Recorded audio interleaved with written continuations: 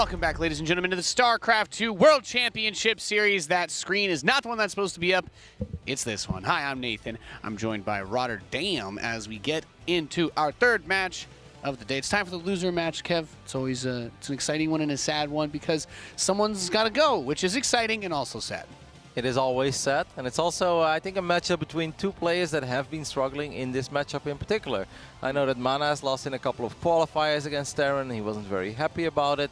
Obviously, MarineLord does not seem very happy about Protoss in general, even though he did just play a pretty damn good series, I think, against Showtime, and absolutely had possibilities, I think, in all three games to take it. Was able to take only able to take one of them in the end, but should be a fun one. I think these two are going to be pretty evenly matched. I really wonder if we're going to see some of that battle mag that I predicted in the beginning of this group, because MarineLord has been doing this a lot lately. I want to see it. I want to see it. You know I'm a fan of that style. So far, it's all been bio, Nate. It's all been bio. God, these people and their stim and their medevacs disgusts me. Where's the Widow Mines? Where's the Cyclones? Where's the Hellions? Where's the Battle Cruisers? These are... There were mines. Well, we need more mines. No drilling claws, though, right? Drilling claws. Is it even a real mine without drilling claws? No, it's not. Okay. It's not. That's like the what is it? Like the Kroger brand Widow Mine. Okay, you're going to Sure Save. No, I want my name brand, overpriced drilling claw Widow Mines. What are you expecting for this best of three? Who do you think has the upper end? I like MarineLord a lot. He looked really good in that match. I mean, I think like Showtime. Obviously, Showtime won, but it's not for lack of effort on MarineLord's part. So just based on that alone, like, I like MaNa, but in his series, like, Hero Marine just kind of like did the very most standard possible build and just... I thought the game, because we're going to start this best of three on New Repugnancy, so it's worth bringing up that MaNa played against Hero Marine on this map. It was a really interesting one because he had a very defensive opening. He was sitting there with a lot of stalkers. At one point, he had 12 Blink Stalkers, and he just kept all 12 of them on his side of the map. And that army of Hero Marine is just like walking around in the middle. I'm like, come on, kite a little bit, right? Pick off a Marine, pick off a Marauder. Right now, the army sizes are still small, and that's where Stalkers shine. But I was almost like... There was a weird build from Hero Marine that game as well, because he went with the Concussive Shell Marauder. Yeah, the very beginning was kind of weird. Which is like also like a kind of like very defensive thing, but to your point as well, the window is also... kind of tough, but I think in the end it was like a 13 or 14 minute game at one point, and MaNa had created over 50 Stalkers in that game, and that's actually quite mad to me. I mean, 50 Zealots, absolutely, guys. We all know that the more Zealots the merrier, but 50 Stalkers, that is an insane amount of Stalkers to have in a relatively short game on a tiny map. You're not wrong. We are loaded in. We're ready to kick off our lower bracket match for Group B here, a WCS Challenger for the summer. Bust out your shades, ladies and gentlemen. In the bottom left, we have the red Terran player. He is MarineLord. Definitely a Terran that seems to enjoy cutting some corners. Doesn't like sensor towers, doesn't like missile turrets. Over here on the right top side, we're looking at the main base of Team Liquid's very own MaNa. So you're telling me that if MarineLord and I do the fusion dance, we could be a good Terran player? Exactly. You need a few less turrets, and he needs a few more. That's there you go. That's a good way to put it. Problem solved. I knew I reached my level of fame when I go into the back. You guys are casting some wonderful TVP. I say hi in the StarCraft chat. Immediately, I get this box Terran thing. I'm like, I was spreading this. Guess I need to build more missile turrets. It's generally the answer to most of my problems.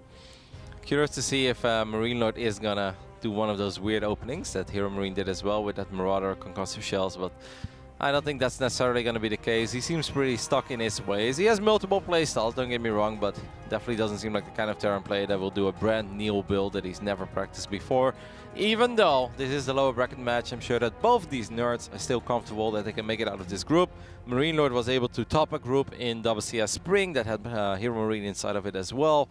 And obviously MaNa will look at this and be like, well, let's just beat a Terran and then maybe another one.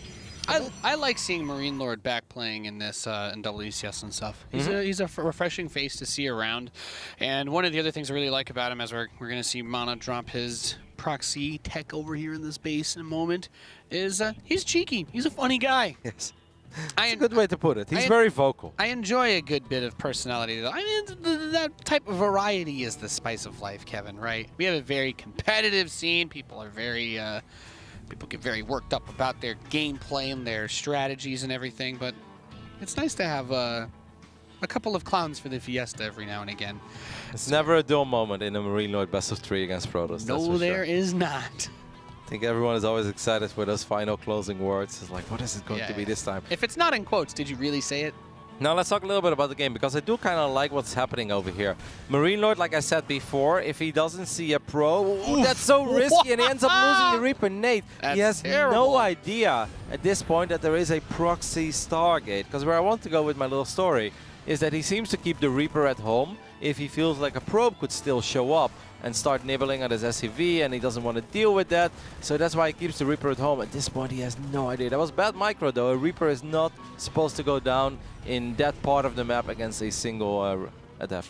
Yeah, a bit unfortunate that he lost that Adept, too, because I was curious for a moment if this was going to be one of those, like 2 or 3 Adepts, like a GG MNI style with the Oracle straight up the front, although that's not really as much of a threat because of the fast bunker from MarineLord. But it's certainly one of those things that we do sometimes see. The Adept tries to get by and is used in tandem with that Oracle. But the first one is out. Oh, there's nothing in the main base, Nate. There's absolutely nothing in the main base. Oracle is about to fly in, and MarineLord is about to be a very unhappy Frenchman. Just like our good old Johan Merlo, who never seems to be truly happy. No. This hurts a lot. This is obviously a lot of lost mining time, and in this phase in the game, that has a big impact. But it's also a couple of SCVs going down already. 4 at this point. Maybe this Oracle can grab a 5th one. There's a Widow Mine on the north side of that refinery, but it seems like MaNa picked up on it. I mean, this is a tremendous first Oracle. Yeah, no, nice start here. Next Oracle's coming out. Twilight Council boots up back home. Warp Gate is done. Additional Vespene Geysers being acquired by MaNa. I guess the real question becomes how much more is he going to try to do before he takes the 3rd base, which we so often see after these fast Stargates? Like, the worst thing here I almost feel for MarineLord is that he just can't really do much from this point, right? These Oracles are always going to be in his face. Oh, his tank's not building either. He's supply blocked really badly. Yeah, his entire... Oh my goodness, yeah. Yeah, no, he starts 2 depots. He has... no energy for call down. He won't be building a tank for 20 seconds. Yeet. Yep, his entire build is just in shambles because of the aggression that MaNa has put on him. You can see that he's just off his game at this point, and he's probably quite upset with the way that this has been going. He just lost a close series. We know that he wasn't too happy with it, and now he's down 9 workers already with basically no tools to be aggressive. Like, what is he gonna do? Pick up his Marines? I mean, then he's gonna lose even more SCVs, and he's gonna fly past Oracles. There's just very, very little that he can do here other than probably just sit back and wait and try to macro up again. Yeah, he's got the Adepts watching the front, as we discussed. He's got the Oracles actually spaced out past his natural and his main, so that if something were to come by, he could either tag it or at least use the Oracle to defend. So he's not posturing himself too aggressively. Seems very aware of his position in this game. Although, I do ask myself, since he's getting +1 armor and charge and a Templar Archives and a robotics facility, where's the 3rd, Kev? I think he's going for very quick storm. I think MaNa's idea here is that he has a really good start and he can get away with very quick storm. And I think if he gets super quick storm, he probably feels a lot more confident. I do agree with you that I think a lot of people would be like, why is he not on 3 bases yet? He could just spam Zealots and Stalkers and win. That would probably be pretty damn good. But that was clearly not his game plan. His game plan is, let's get Storm as quickly as possible. And it's always nice that the first time Terran moves out, you already have Storm. It's often a little bit difficult to get up to Storm, and a lot of Protoss players are not sure. You know, if you go into Storm too early and they push you, it can hurt. And if you have it a little bit too late, then it's kind of a useless investment. But MaNa's like, no, that was a good start. I'm going to rush it out, and I'll make damn sure that when MarineLord moves out, I'm going to have Storm available. All right, well, he will have it. He's got the Prism coming too. He's adding on a bunch of gateways. And the focus on the armor upgrade with charge, always a good way to posture yourself in PvT. As we've seen the power of those Zealots. If you can get them in with the Prism too, also very dangerous. We have a Raven, and keep that in mind, for MarineLord. So if he does lean too heavily on the Zealots and we get a money Dorito cannon into them, then there's a huge potential for a fight to snowball. But it's going to come back to those storms that you were talking about, Roddy, because, well, the Zealots don't need to do a whole lot if all these Marines die to AoE. The thing is, I really don't think that MarineLord is expecting Storm. And I actually casted a game a couple days ago when MarineLord was in a really good position, but his opponent also went for super quick Storm. That opponent was Harstem. And one Storm just landed in the middle of the Marine pack and basically took all the juice out of this push that he's currently making. I don't think he even knows where MaNa expanded. He's about to push a base that does not exist, Nate. Yeah, that's It's not going to go very well. There's the scan. Realizes, okay, well, he can still try to siege from the low ground, which is, it's not a bad play in any matchup. He can try, but he's going to eat a couple storms to the face. That's what I think is going to happen over here. Oh! Not that much NTR, right? Only the Archon. Yep. So these tanks are going to siege up. This is a little bit awkward. I kind of feel that MaNa let him get in a position that perhaps... Feedback the Raven, by the way. Oh, well, here are a couple of the storm drops. They kind of whiff, but there's another High Templar coming from the high ground. Say goodbye to all of your Marines and Marauders. And, you know, even though this was actually a bit painful, because there is a drop in the main base that's doing a lot of damage. MaNa actually making that a little bit overly complicated, I think, ending up losing 15 probes. Once again, by the way, the best drops from a MarineLord seem to be just 8 Marines with Stim. That's where he seems to have most success with. Yeah, don't commit too much, don't do anything fancy, just 8 Marines and a medevac. Go, go, go. Third command center coming up close to completion. The worker count for MaNa down 9 at the moment. And that was painful. MaNa took way more damage there than I think he ever should have. I think he was so focused on the attack. He's like, all I want to do is crush this attack, and now he just keeps on losing probes, ends up losing another High Templar. Those are expensive units to lose. Look at MaNa's money. He has no idea about these extra units flying in either, so he's once again not in position. MarineLord running circles around MaNa, and even though MaNa had a phenomenal start, things are looking pretty awful for him right now. Yeah. This is nice, though. I mean, for MarineLord, right? Like, he's been able to get himself a little bit more momentum back into this game. And it's got to feel good. Questions that I have, I guess it's like, he has the 5 High Templar, right? Do we have the tech? Okay, he did get a Ghost Academy. He just hasn't built any yet.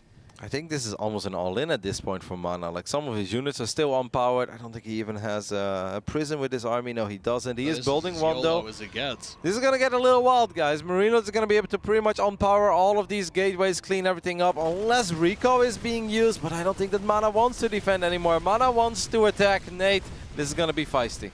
Yeah, it gets on top of the third base. That command center actually gets very low. Not going to be able to finish it off. Tries to bait out a few of these Widow Mines. One good shot, spreads the AoE, but there's the first Storm. Storm's a bit of his own Zealots there. Another great mine shot, and as you push into the choke point, those Zealots are going to be less and less effective. But with all these units so low on health, the Immortals can kind of one-tap the Marauders. SCVs are going to come off the line as fodder. Another solid Storm hits all the Marauders at the ramp. And now the Prism is here to juggle the Immortals. That one Archon. If only that Archon was finishing up a bit quicker. Those SCVs. Exactly. All of the SCVs are clumped as well. This is not a storm. Yes, it is, but that's all there is as well. It's going to be a few more Zealots coming in from the other side of the map, but I think MarineLord has done it successfully. He has defended. All the gates. The gates are offline, ladies and gentlemen. One Archon going to try to power through with the Immortal support, but past that he has nothing else. GG, MarineLord swings back in game number 1 to take the early lead in this best of 3. If you would have told me 6 minutes ago that MarineLord was going to win this game at the 10-minute mark, I would have probably laughed at you and be like, yeah, how?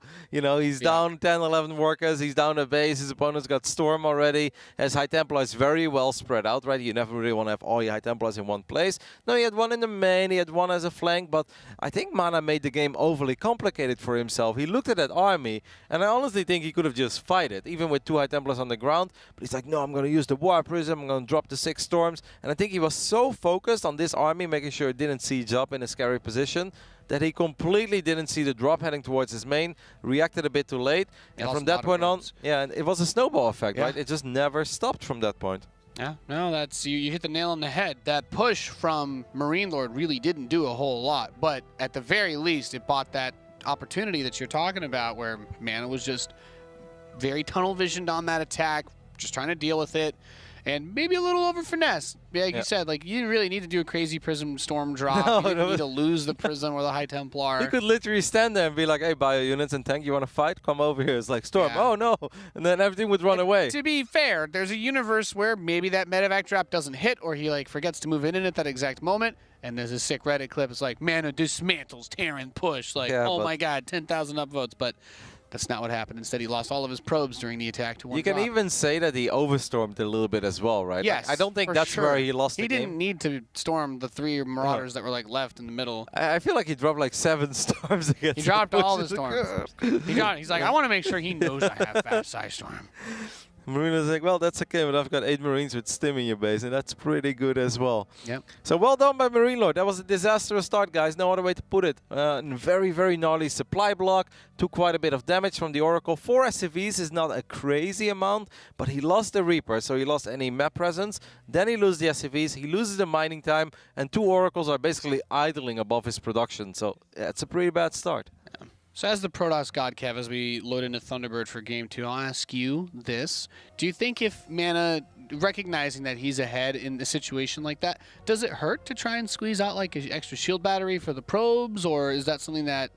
Like, was he cutting, do you think he was cutting corners maybe with his like defensive setup? I think shield battery is always nice because it buys you those initial couple seconds to warp in a couple units. So I don't think you're wrong there at all. But I think above all, it's often vision, man. Like it's just having an observer above the dead airspace, right on the left top side, where he was going up to 3 bases. All you need often as Protoss is a 2 or 3 second heads up, and then you're going to be more than fine, especially with 8-9 gateways and high Templars available. Okay. Yeah, I mean, 8 Marines, by the way, are not going to be stopped from killing a probe line by a shield battery, but in StarCraft, as we try to, I guess, get across to all y'all tuning in, is that it is a game of seconds and moments. Just a few seconds here and there can make a huge difference between losing 14 probes or, you know, just 7, and that might be what you need to win. Or even a lot less, right? If you see the medevac coming in, you warp in 1 high Templar, you land the feedback. It's not about the damage, it's about the fact that then every time they stim, it truly hurts, and the medevac is not there to heal up those Marines anymore. And then with like probably 2 Stalkers and 3-4 Zealots, I mean, with 8 or 9 gateways, you should often be able to warp that in. Underrated comment of the century, Kevin. People like, well, you can't just kill stuff with feedback. I'm like, having no energy on medevacs. Have you watched Masa play StarCraft? Because it gets real ugly sometimes when you've got a bio army at 20% health, despite the fact that none of them have actually taken a single hit from the enemy. Curious to see what we're gonna see on Thunderbird. Still no battle mech coming out of MarineLord. We did see him do it a couple of times, but maybe he was hiding strategies. Maybe battle mech is like his fun build. Maybe that's like one of the builds that he busts out when he's like, I want to see how it does. I'm just doing this for fun. But when it's really all on the line, he's like, nope, I'm still a bio player by heart. This is a pretty damn good map for mech. Probably the best one out there in a very, very long time. Just very easy to get your 3-base setup. And once you have your 3-base setup, you can even kind of use your units to secure your 4th base on the low ground.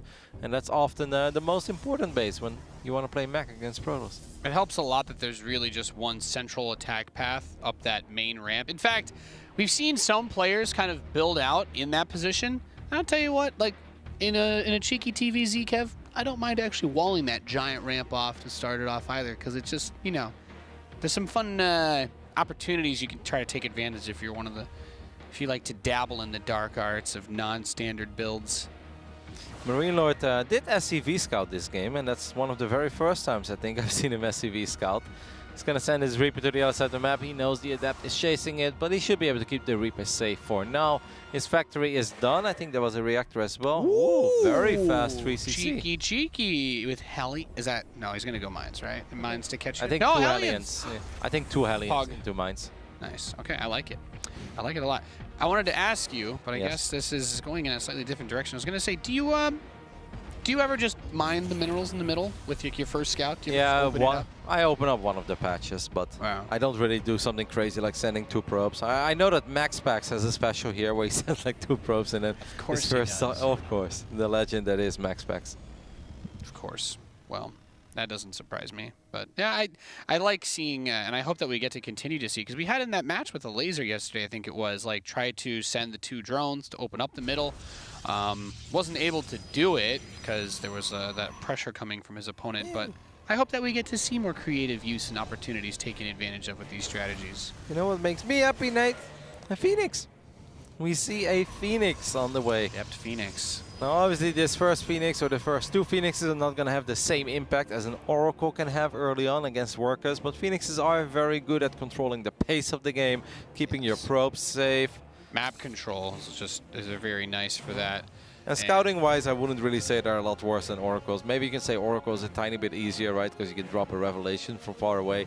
But Phoenixes are very tanky units and are very fast. So you should normally always be able to see what you're going up against when you're making a couple Phoenixes.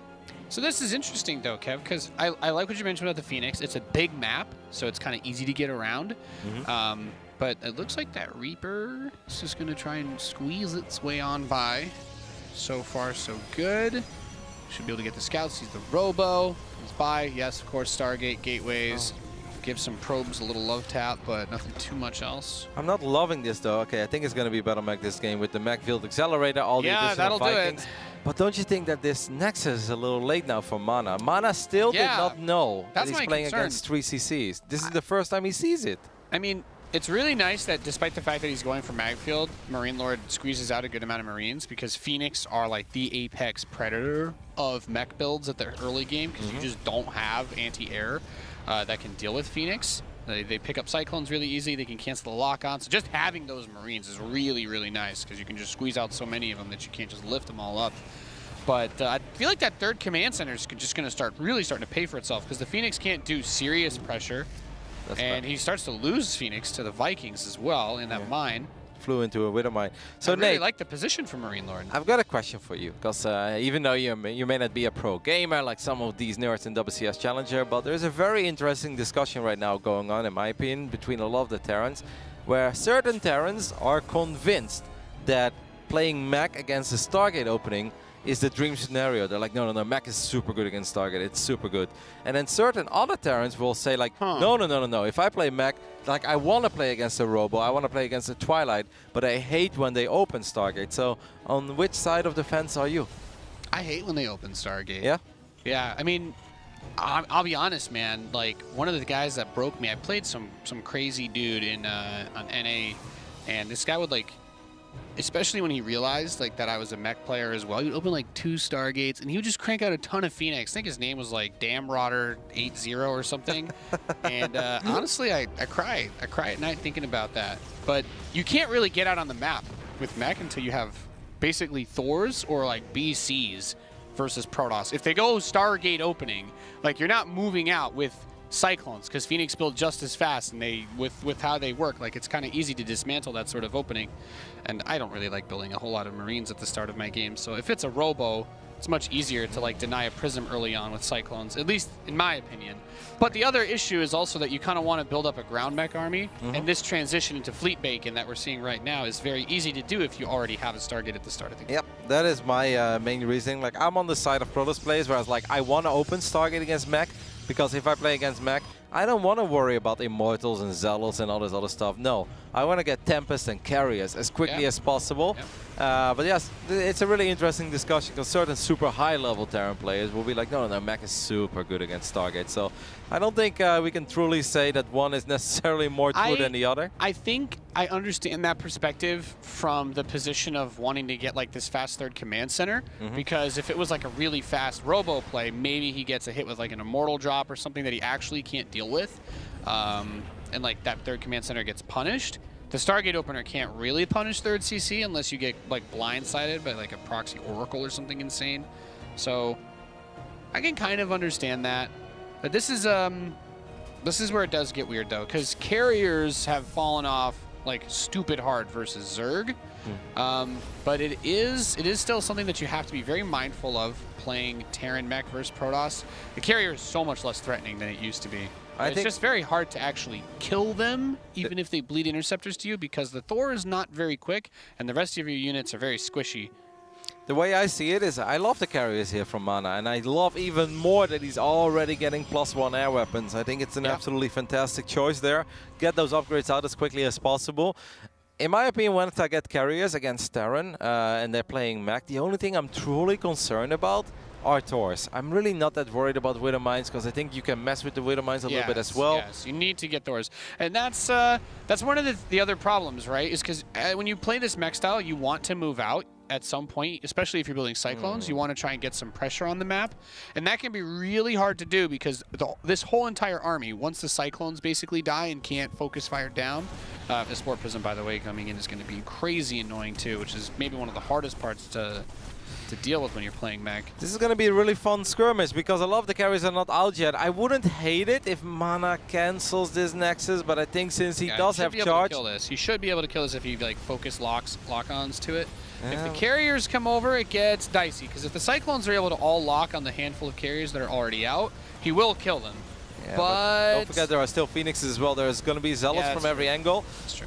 It seems like MarineLord is kind of aware of the carrier positioning. Here come the Phoenixes. He's going to try to save the Nexus. Here comes the War Prism as well. And MaNa should be able to crush this army with this engagement. Honestly, I'm a little bit surprised and disappointed that he didn't just use the lock-on the Nexus. He could have killed it like maybe 20 seconds ago and then gotten out before MaNa decided to jump on top of his army. I can understand that maybe he thought he wanted to have lock-on available to like kite and run away, but he loses a lot, and he honestly doesn't really gain anything. All the carriers are still alive. He didn't really stimmy the interceptor count, and that Nexus is still alive. This is going to be interesting because now I think MaNa wants to really prevent this fort base, but there is actually quite a bit of anti, and the carriers could be a little bit exposed there. How many Cyclones do we got? 7.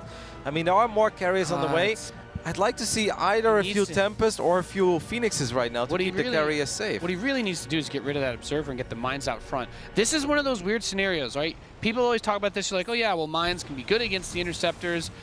It's a bit here and there, but the problem is if your mines splash against your Cyclones and Vikings, they're like the lowest hit point per cost of like almost any unit in StarCraft. Like you got 125 or 135 health Vikings, 120 health Cyclones. If your mines splash 40 damage, that's a third of the hit points of like your army for any part that gets hit by that mine splash. So it's really important to try to get the mines away from this army until you transition into Thors, which can take that splash a bit better. Good grab though with that lock on using the mineral patches, because the Immortal couldn't really contribute to the defense there. Oh, there was a probe there as well, and I had the feeling that MaNa wanted to get a couple of pylons, and he's going to lose one more carry here, Nate. That's really good. I really think that it's super important to keep a couple of Phoenixes alive, because then you can prevent this from happening. It's like, oh, Cyclones want to come forward and lock on my carrier.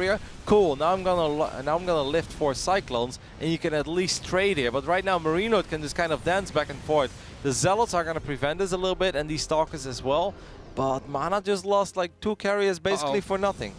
Yeah, we got that Prism coming back inside of the natural expansion. Okay, the Hellions show up, so he's going to bring that back up. I think one of the biggest strengths of playing this style versus Protoss is partially the lack of used to-ness, whatever the word would be, I guess comfort Protoss players have these days with drilling claw mines, because it's been a while, right, since mines were always invisible when burrowed, and you can do a really good job of like kind of taking over the map creep tumor style with Widow mines when you play this comp, since as long as you put them in any of the pathways Protoss would attack you through, they're never going to be doing nothing. And yes, getting the Observer is so big. That's the only Observer there is at the moment, so he's going to have to rebuild another one. I must say, I think that MaNa should have had way more Observers in the first place. If you're focusing this heavy on air units, you want to get like 3 Observers spread out and probably have 1 or 2 with your army. He bought time to get Thors out too, and this is really nice, because the Thors are going to be really good in this scenario, especially if Protoss continues to lean tons of supply into the air units. Because as long as you have a good amount of Widow mines, it's very hard to get close to any parts of this army without bleeding out a ton. Yeah, I think when MaNa was able to win that first fight, I think he has to be a little more careful and wait for some reinforcements. I really like the idea of getting pylons in the middle of the map with a couple of cannons and batteries, you know, the way that Neep always used to do it. That is also really hard to deal with, yeah. And I think that was his plan, but then suddenly he started to run out of units and he lost 2 carriers, and he's like, oh no, I probably can't do that right now, right? Now this is obviously a much better fight, but the Thors are coming, and MarineLord is going up to 6 bases behind all of this. So even though these Vikings are taking a lot of damage and they are going down, I think with the Thors, MarineLord should be fine here. Yeah, this is a really awkward spot, though. All the carriers are engaging on this. That Immortal in the back is going to help punch through the Thors very well. And these Vikings, now that the Interceptors are already out, are going to die extremely fast. Thors do not actually kill Interceptors all that quick in their single target mode. And really the big issue here is the Thors with the repair and the turrets could maybe push the air back, but with the Stalker Immortal support on the ground, I'm not sure he's going to be able to get his army supply up enough to actually hold this. That's an orbital, Nate? Why is that an orbital? Why is that fort base an orbital? It's not a planetary fortress. MarineLord was clearly a little too far forward there. I thought his army was going to be really strong, and I still think that would have been the case. But he has 5 Thors on the way, and the Thors weren't even really there when all of his Cyclones and Hellions went down. Shouldn't have engaged without the Thors. Really, the key to beating a carrier-based army when you're playing this style is to use just a crap ton of missile turrets while defending against this, especially if you know your opponent's going to attack you. But in some of these cases, DPS-wise, it's better to focus down the Immortal with like 1 or 2 of your Thors and then kill the carriers as well. But MaNa crushes through, gets this win.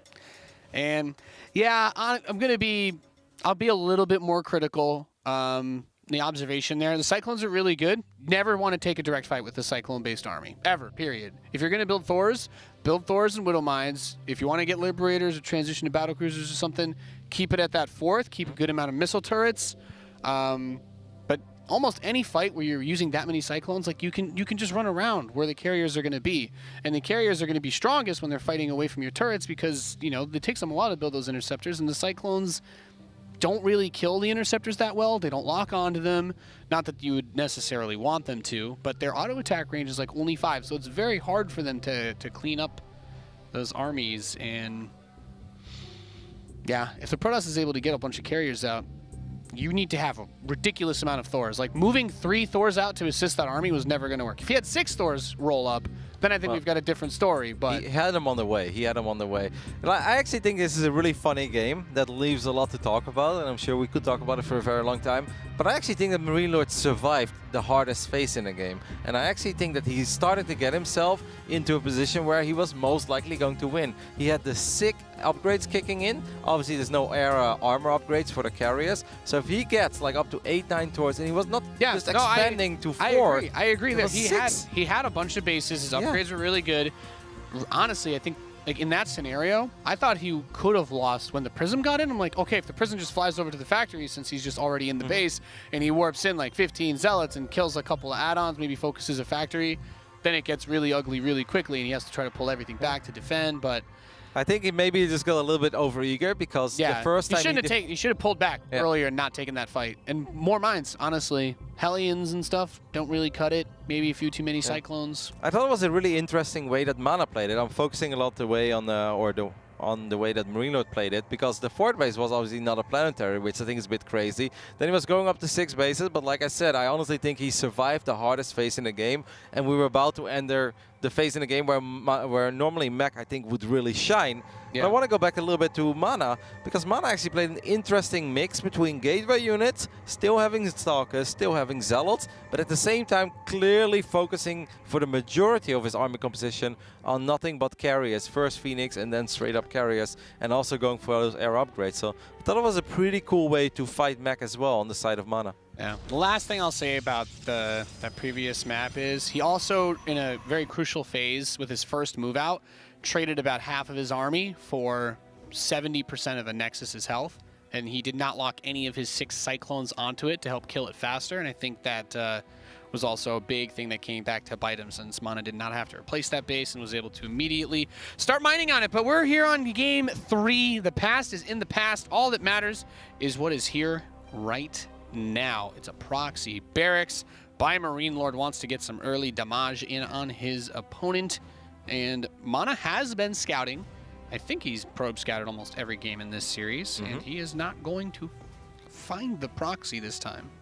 This is going to be a fun one, because obviously this Reaper is going to hop into the main base very quickly. We've already seen a couple of very successful Reapers yesterday in this season of Challenger for WCS Summer.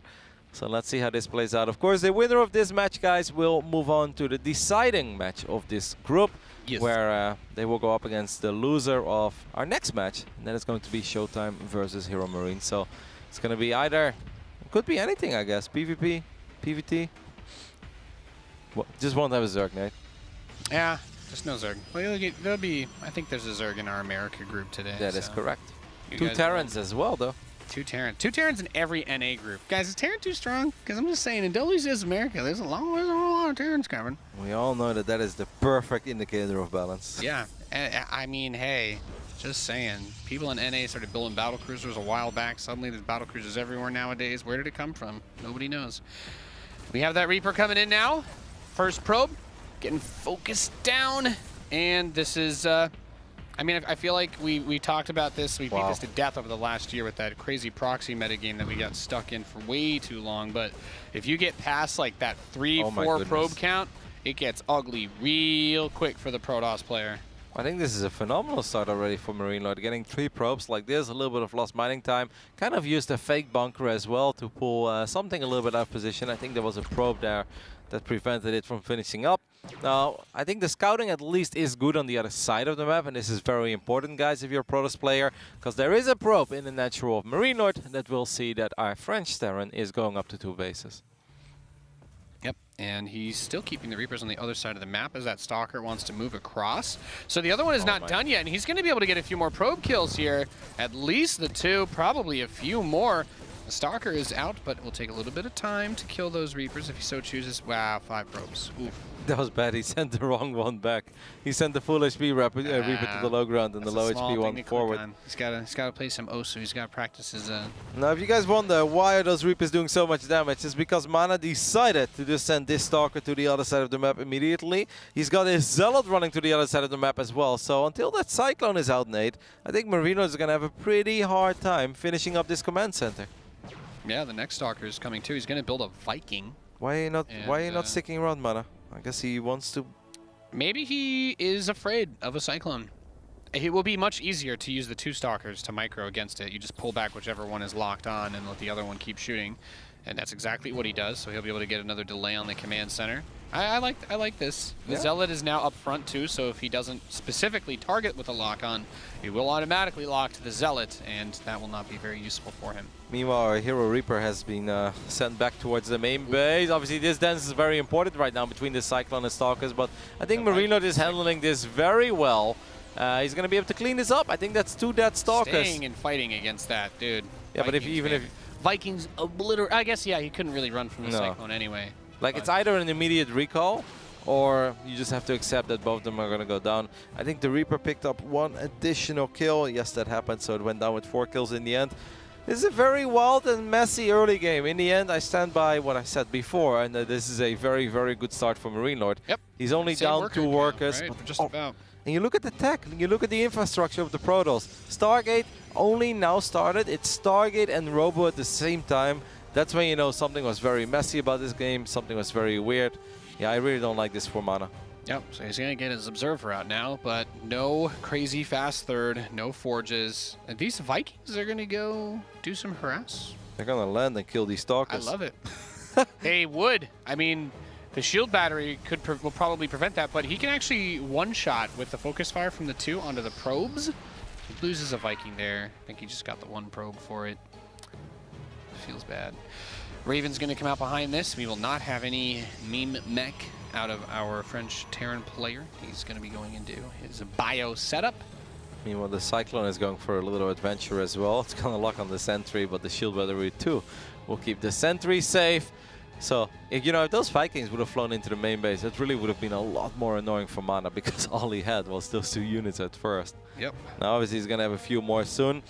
I really wonder what it's going to be. I can only assume that MaNa is about to drop a Robo Bay, because if he doesn't, Nate, with Stim finishing up soon, I just don't see where he's going to take this game. These Oracles are so late that they make absolutely no sense, and at least maybe you could say there won't be any missile turrets, right? Because nobody in his right mind would ever expect Oracles to show up. I think there's also been a lesson to be learned from watching MarineLord's games today, that he's not crazy about turrets. Even when playing mech, he left a huge gap open in his natural for that Prism last game.